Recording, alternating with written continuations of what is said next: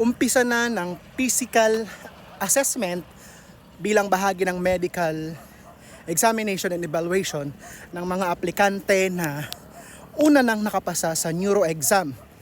At ano-ano nga ba yung mga dapat tandaan ng isang aplikante na sasailalim sa physical test bilang bahagi ng medical examination?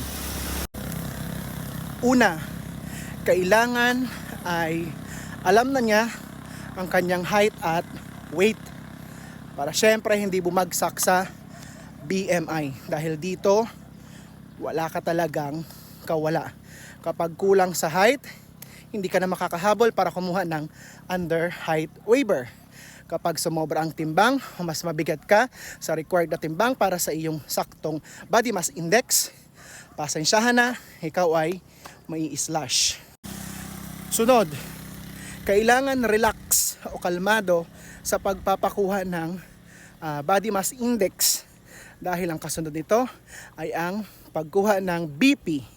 Kapag mataas ang BP, maaaring ma-diagnose ka na merong hypertension. Or kapag masyadong mababa ang BP, abnormal pa rin. So kailangan relax sa pagkuha ng BP. Next, kailangan maging malinis, fresh, at bagong ligo palagi kapag haharap sa mga medical personnel. Lalong-lalo na kung magsasagawa na ng test or assessment sa mga masiselang bahagi ng katawan tulad ng sa scrotum o bayag ng mga lalaki, sa puwet o sa anus ng mga babae at lalaki dahil tinitingnan kung merong almoranas o hemorrhoids at kung merong luslos or wala. So syempre kailangan at least binawasan mo man lang ang buhok na yan. Kung hindi mag-aahit at least mag-shave. Kung hindi mag-aahit at least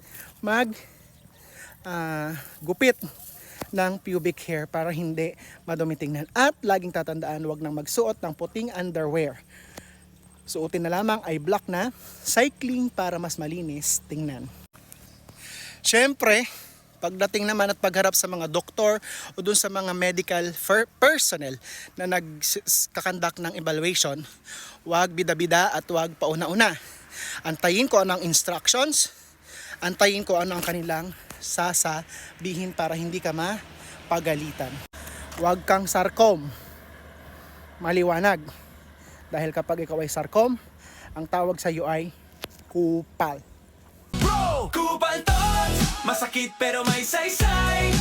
Tinutulungan ko kahit minsan mahirap tayo.